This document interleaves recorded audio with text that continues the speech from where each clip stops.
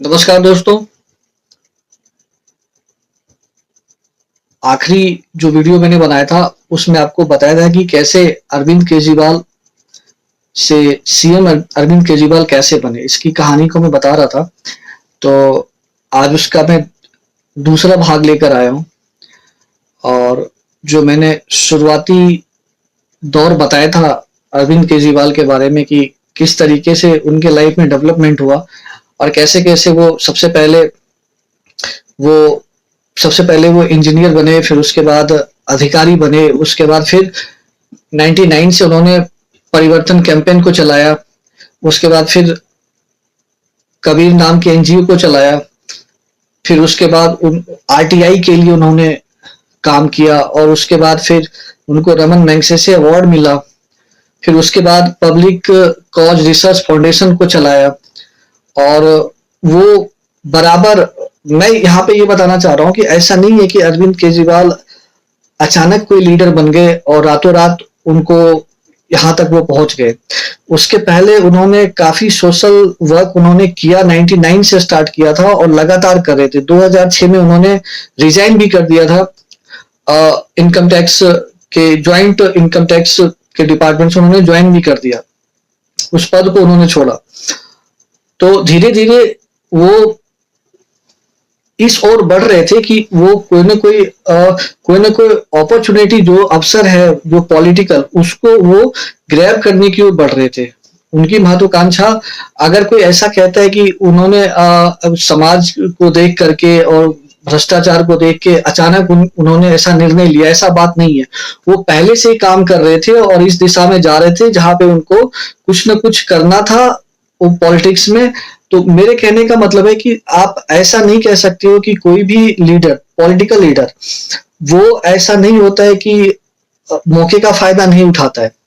जैसा आज से कहा जा रहा है, जैसे राघव चड्ढा के केस में कहा जा रहा है कि भाई ये जो नेता है वो अवसरवादी है, मौके का फायदा उठाया। आप अगर आप देखोगे क्रोनोलॉजी जो पॉलिटिकल लीडर का है, आप देखोगे शुरू से लेकर के, तो आपको पता चलेगा कि किस तरीके से जो नेता होते हैं वो अपने अपने महत्वाकांक्षा के लिए जो मौके को कैसे भुनाते हैं, ये आपको पता चलेगा। आप अगर उनके बारे में पता करोगे तो हिस्ट्री में जाके तो जरूर पता चलेगा। तो अब मैं यहाँ पे आता हूँ और 2010 तक की कहानी मैंने बताया था, ये सारा डेवलपमेंट कैसे हुआ। उनको जो प्लेटफॉर्म मिला और जो उनको लोगों के बीच में खास चेहरा बनने का जो मौका मिला, वो 2010 के बाद की कहानी है। जब 2010 में कॉमनवेल्थ गेम हुआ, उसके भ्रष्टाचार को उन्होंने उजागर किया और उन्होंने कहा कि भाई सीवीसी नाकाफी है, सीबीआई जो है वो कहीं ना कहीं मंत्रियों के द्वारा ऑपरेट होता है। तो इस तरीके से भ्रष्टाचार पे लगाम लगाने के लिए कोई एक इंडिपेंडेंट बॉडी होना चाहिए जो इससे अलग होना चाहिए। तो काफी लोगों का मानना था कि भाई सीबीआई भी तो इंडिपेंडेंट बॉडी है। उनका कहना था कि सीबीआई इंडिपेंडेंट बॉडी नहीं है, उसमें कहीं ना कहीं जो सत्ता में होती है जो गवर्नमेंट, उस वही इस्तेमाल करती है सीबीआई को। तो अब उनका कहना था कि कुछ ऐसा बनाया जाए जो इस सब से बिल्कुल अलग हो और वो एक्शन भी ले सके और वो मंत्रियों को भी कटघरे में खड़ा कर सके। तो उन्होंने बोला था कि केंद्र में लोकपाल और जो राज्य है उसमें लोकायुक्त बनाना चाहिए।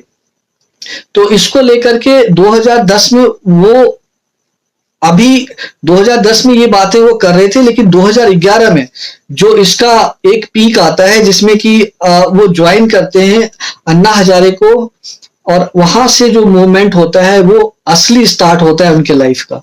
2011 ही वो ईयर है जहां से अरविंद केजरीवाल को लोग जानना शुरू कर दिया था, क्योंकि उसके पहले जो लोग जान रहे थे वो बहुत ही कम थे।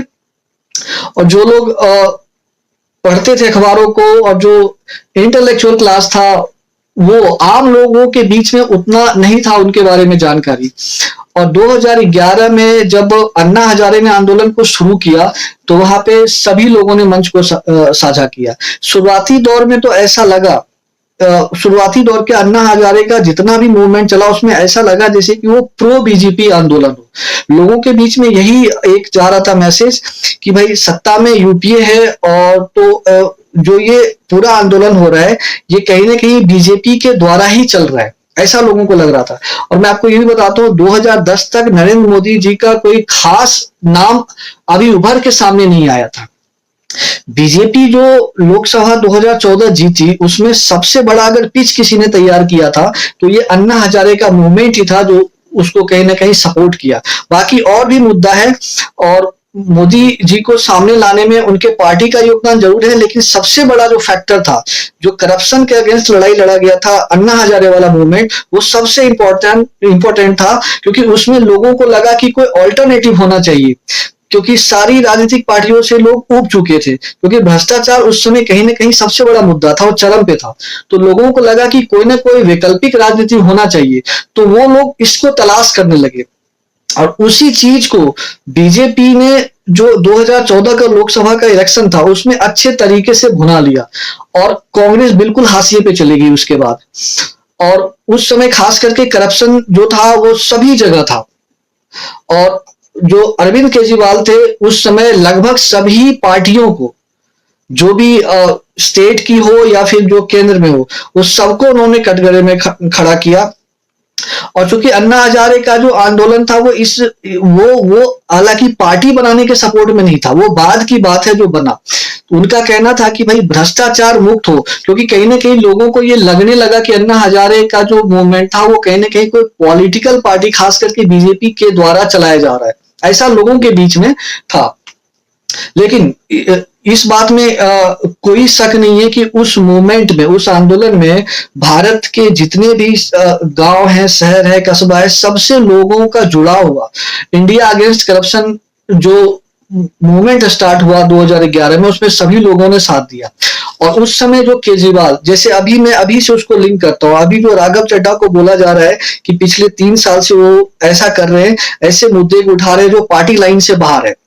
मैं ऐसा बताना चाहता हूं कि कोई भी पॉलिटिकल पार्टी है ना, वो दिखावे के लिए अपने आप को कहती है कि वो डेमोक्रेटिक पार्टी है और उनका जो अपना संविधान है वो डेमोक्रेटिक है। ऐसा नहीं है, किसी भी पार्टी में आप चले जाओ, पार्टी का अपना एक लाइन होता है, उससे बाहर कोई भी जाएगा, पार्टी लाइन से अगर कोई भी बाहर जाके कुछ बातें करता है तो उस पर कार्रवाई जरूर होता है। और हर पार्टी में, मैं इवन कहता हूं कि किसी भी पार्टी में कोई डेमोक्रेटिक वैल्यूज नहीं है, सभी में डिक्टेटरशिप ही है। कोई भी पार्टी उठा के देख लो, चाहे कांग्रेस की बात कर लो, इवन बीजेपी की भी बात कर लो, बीजेपी में भी आप देखोगे कि 2 या 3 लीडर है जो ही डिसीजन लेते हैं वो सबके लिए मान होता है। अगर उस पार्टी से कोई बाहर जाके कुछ भी बातें करता है तो उस पर तुरंत कार्रवाई होगा। चाहे आप और भी स्टेट की बात कर लो, चाहे आप समाजवादी पार्टी की बात कर लो, वहां के जो मुखिया हैं, जो उसके स्टार्टिंग में संस्थापक थे, उसी को लेके आगे वो चल रहे हैं। तो कहीं ना कहीं आप देखोगे कि उस पार्टी से बाहर जाके अगर कोई जनता के हित की बातें करता है और सही बातों को उठाने की कोशिश करता है, पार्टी लाइन से जैसे ही वो बाहर जाएगा, भले ही वो बातें सही हो, लेकिन उसको उस पर एक्शन जरूर होता है, उस पर गाज जरूर गिरता है। ये आप किसी भी पार्टी को देख लो। तो अब मैं आता हूं यहाँ पे दोबारा मैं केजरीवाल के मुद्दे पे आता हूं, क्योंकि यहाँ पे जो सबसे बड़ा फैक्टर था उनका, आगे जो राजनीतिक जीवन की शुरुआत जो करना था उनको, इसकी शुरुआत उन्होंने पहले से किया। वो उस समय 2011 के बाद लोगों के नजर में हुआ है, लोगों को लगा कि भाई लोगों का जुड़ाव हुआ इसलिए क्योंकि उनका जो बोलने का शैली था और खास करके उनका जो एजुकेशनल बैकग्राउंड था वो भी काफी अच्छा था। लोगों को लगा कि राजनीति में ऐसे लोगों का आना बहुत जरूरी है, ऐसे लोगों का होना बहुत जरूरी है। और उनका जो पहनावा था वो आपने देखा होगा, एक हाफ स्लीव शर्ट और आप ट्राउजर और ये चप्पल, तो लोगों को लगा ये हमारे बीच से ही कोई ना कोई है। और बातें भी काफी अच्छी करते थे वो भ्रष्टाचार को लेकर के, और भ्रष्टाचार लोगों को लग तो रहा था कहीं ना कहीं कुछ ना कुछ भ्रष्टाचार तो है। और उन्होंने सारी बातों को रखा कि कैसे यहाँ से पैसा बाहर जा रहा है, या कोई जो बिजनेसमैन है वो बाहर चले जाते हैं यहाँ से लोन लेकर के। ये सारी बातों को उन्होंने, सारे मुद्दे को उठाया और जहां तक हो सभी पार्टियों को उन्होंने घेरा, चाहे वो लालू प्रसाद यादव जी हो, चाहे वो मुलायम सिंह हो, चाहे कोई भी पार्टी हो, मायावती हो, चाहे वो दिल्ली में खास करके शीला दीक्षित हो, कांग्रेस हो, सबको उन्होंने घेरा। तो शुरुआती दौर में ऐसा लगा ना कि कहीं ना कहीं वो बीजेपी से, क्योंकि बीजेपी कहीं थी नहीं, तो लगा कि बीजेपी से जुड़ी हुई ये पार्टियां, लोगों के अंदर ये एक बात चला गया। अब क्या होता है कि जो लोकपाल पे, क्योंकि सरकार अब दबाव में आ चुकी थी, लेकिन सरकार फिर भी कोशिश कर रही थी कि जनता के द्वारा जो इलेक्टेड रिप्रेजेंटेटिव है, इसको बाहर कोई आदमी आंदोलन करके, जबरदस्ती धमका करके कुछ करवाना चाह रहा है। तो ऐसा नहीं होना चाहिए। तो अगर आप देखो तो अप्रत्यक्ष तौर से जो कांग्रेस पार्टी थी, खास करके यूपी की बात कर रहा हूं, उनका कहना था कि अगर कानून बनाना है तो अगर हिम्मत है तो वो भी चुनाव लड़ के आए और बना के दिखाए। तो इस तरीके की बात आई। हालांकि ये बात को उन्होंने, अरविंद केजरीवाल ने स्वीकार कर लिया। स्वीकार क्या, उनको आना था, लेकिन ये उनको एक मौका मिला और उन्होंने फिर क्या हुआ कि 2012 में आम आदमी पार्टी का गठन किया। जब वो आम आदमी पार्टी की गठन करते हैं तो खास करके अन्ना हजारे से उनकी दूरी हो जाती है, क्योंकि अन्ना हजारे ये नहीं चाहते थे कि उनका जो भी आंदोलन में जो भी मेंबर थे वो कोई पॉलिटिकल पार्टी बनाए और उसके बाद वो चुनाव के लिए फिर से चले जाए। उनका कहना था कि हम चुनाव नहीं लड़ेंगे, हम चाहते हैं परिवर्तन, सुधार चाहते हैं, लेकिन जो अभी राजनीति कर रहे हैं उनके जरिए सुधार चाहते हैं, ना कि हम राजनेता बनना चाहते हैं। लेकिन खैर उस बात को दरकिनार करके अरविंद केजरीवाल सीधे 2012 में आम आदमी पार्टी का, और उन्होंने ये कहा कि भाई हम सत्ता में आएंगे तो हम लोकपाल बिल लेके जरूर आएंगे और काफी मजबूत लेकर के आएंगे। और उन्होंने सरकार को खुलेआम चुनौती भी दिया कि ठीक है, हम चुनाव लड़के आते हैं और हम दिखा देंगे कि हम कैसे भ्रष्टाचार को खत्म करते हैं। और भ्रष्टाचार कोई खत्म नहीं। और दिल्ली में खास करके उन्होंने एक बात जो सबसे महत्वपूर्ण है, दिल्ली वालों को उस समय पता होगा, खास करके बिजली बिल को लेके, पानी बिल को लेके काफी परेशानी चलता था। तो उन्होंने ये भी बोला कि भाई हम कैसे बिजली बिल माफ कर देंगे या पानी का बिल। तो लोगों को एक जुड़ाव हो गया उनसे, और मैंने आप जैसा बताया उनको देख करके किसी को भी लगा कि वो हम में से ही कोई एक है, इस तरीके से। तो लोगों ने उनके साथ कनेक्ट कर लिया। हालांकि अन्ना हजारे के साथ उनकी दूरी वहां से हो गई थी 2012 से। उसके बाद आप जैसे जैसे आप आगे बढ़ोगे तो आप देखोगे कि 2011-12 के बाद फिर बीजेपी ने भी अपना जो एक स्ट्रेटजी बनाया, क्योंकि उसको तो अब पिच मिल गया था कि अब, क्योंकि बीजेपी एक ऐसी पार्टी है जो हर स्टेट में थी और ऑर्गेनाइजेशन तौर पे आम आदमी पार्टी से तो स्ट्रांग ही थी। तो आम आदमी पार्टी का संभव नहीं था कि पूरे राज्य में चुनाव लड़े, तो वो दिल्ली के लिए ही स्टार्ट किया। फिर धीरे धीरे लोगों को लगा कि धीरे धीरे केंद्र में भी आएगी, लेकिन बीजेपी ने अपना उसको बुनाना शुरू किया। और आप देखो लोग जो पार्टियां होती है और किस तरीके से किसी नेता को घेरते हैं कि नहीं ये तो अवसरवादी है, मौका परस्ती है। बीजेपी में भी देखो, बीजेपी में नरेंद्र मोदी जी के आने से उनके पहले बहुत सारे लीडर जो पहले के, राजनाथ सिंह जी चाहे आडवाणी जी हो, सब लाइन में खड़े थे, लेकिन इनको आगे किया गया। उसका कारण क्यों है? उसका कारण ये था कि लोगों के बीच में जो लोग कनेक्ट कर रहे थे वो नरेंद्र मोदी जी को ज्यादा पसंद कर रहे थे, पीछे की बातों को लेकर के भी, और लोगों में एक अलग तरीके का एक ब्रांडिंग था उनको लेकर के, कि एक ब्रांड वैल्यू होता है, इस तरीके से लोगों में एक छवि आ गया कि नहीं। तो आप अब देखो यहाँ पे भी फायदा उठाई बीजेपी ने और नरेंद्र मोदी जी को आगे किया, क्योंकि उनको पता चल गया कि अब यहां से अगर हम इनको थोड़ा सा आगे लेके जाते हैं तो हमें कुछ ना कुछ लीड मिलेगा, क्योंकि सब कुछ तैयार है। इसलिए सबको साइडलाइन करके नरेंद्र मोदी जी को आगे किया गया। उसके बाद अरविंद केजरीवाल ने जो चुनाव लड़ने का जो निर्णय लिया, तो 2013 में दिल्ली में जो विधानसभा चुनाव होना था, उन्होंने नई दिल्ली कॉन्स्टिट्यूंसी से शीला दीक्षित के अगेंस्ट लड़ा और चैलेंज करके लड़ा और 25,000 वोटों से हराया। जबकि शीला दीक्षित खुद 3 बार दिल्ली की सीएम रह चुकी, 3 बार रह चुकी थी दिल्ली की सीएम, और उनको वहां से 25,000 मत से हराया।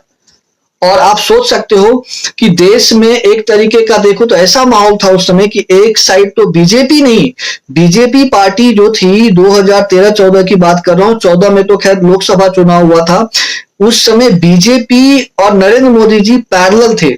मतलब पैरेलल क्या, ऊपर। बीजेपी को लोग जान रहे थे नरेंद्र मोदी जी के वजह से, ऐसा ऑरा बनाया भी गया और इस तरीके से लोगों का एक पसंद भी था।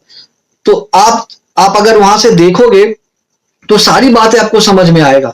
लेकिन दिल्ली में जो चुनाव हुआ 2013 में, इसमें अगर आप जाओगे तो आपको पता चलेगा 70 सीट था और विधानसभा का अभी भी उतना ही सीट है, जिसमें कि 28 सीट मुझे जहां तक याद है तो आम आदमी पार्टी लेके आई, 31 लेके आई थी बीजेपी। और बीजेपी के जो लीडर खड़े हुए थे वो डॉक्टर हर्षवर्धन थे, इधर से आम आदमी पार्टी थे, और उधर अगर देखा जाए तो शीला दीक्षित थी और सबसे पीछे वाली पार्टी, तीसरे नंबर पे 8 सीट लेके आई थी कांग्रेस, और 31 सीट लेके आई थी बीजेपी, 28 सीट आम आदमी पार्टी।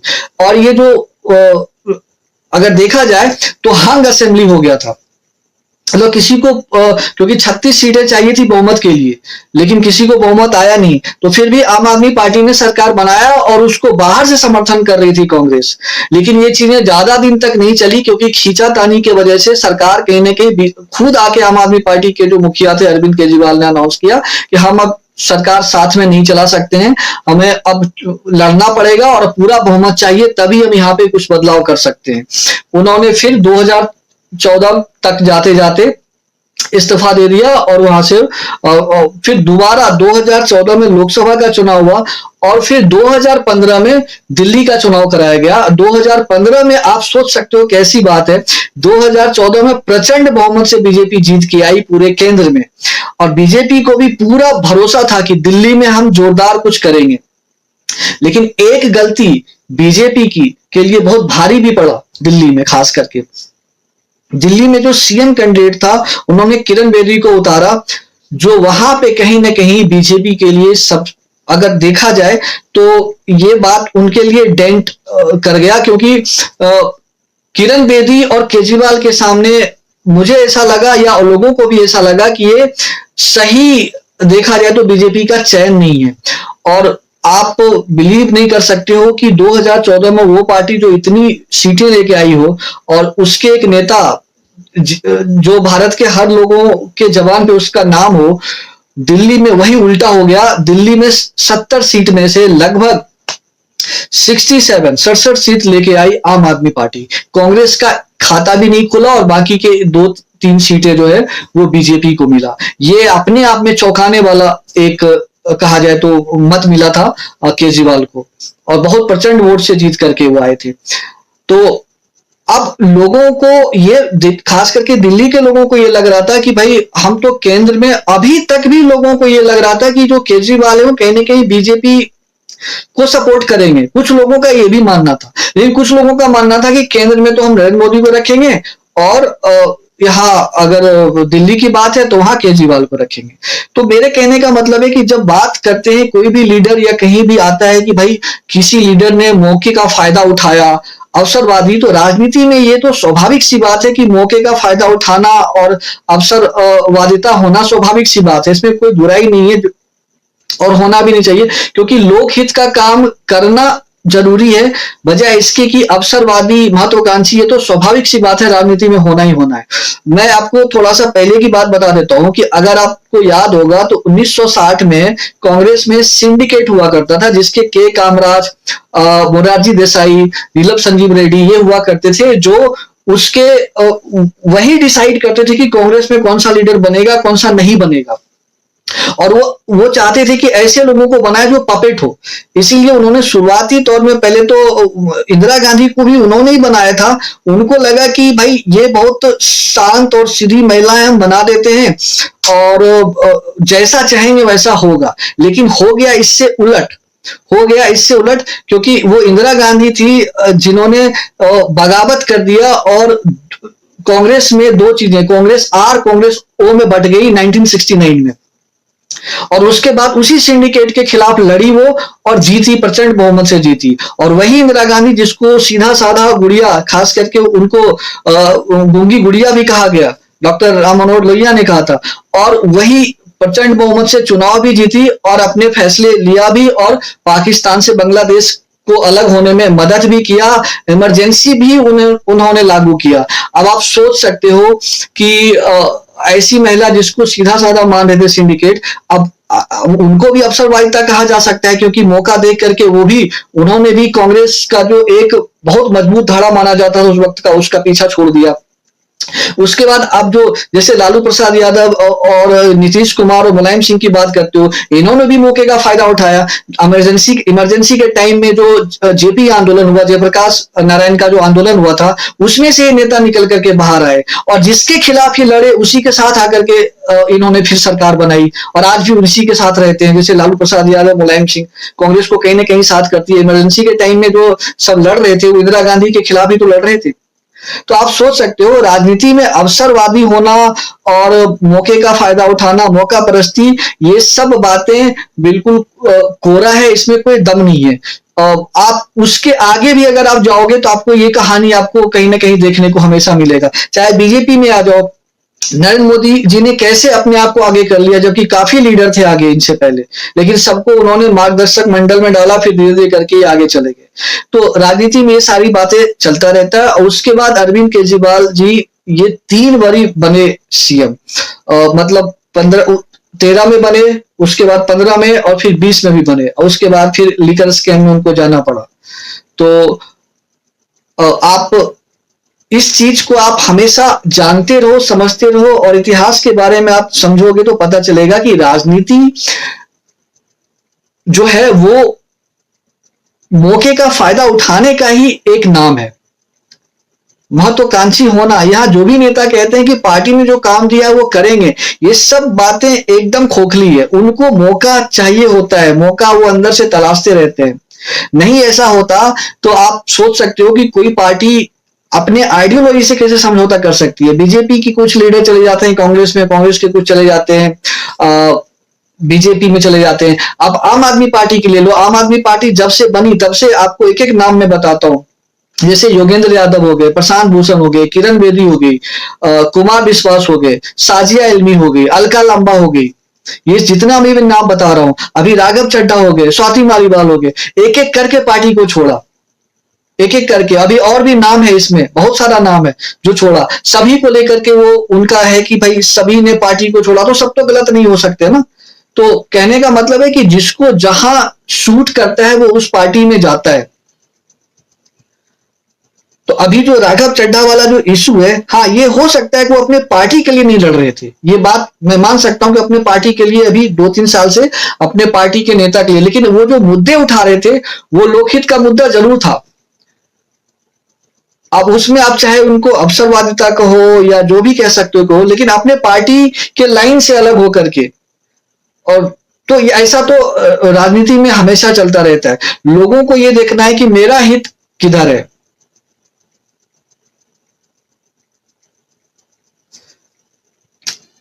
तो आज यहीं तक रखते हैं, धन्यवाद।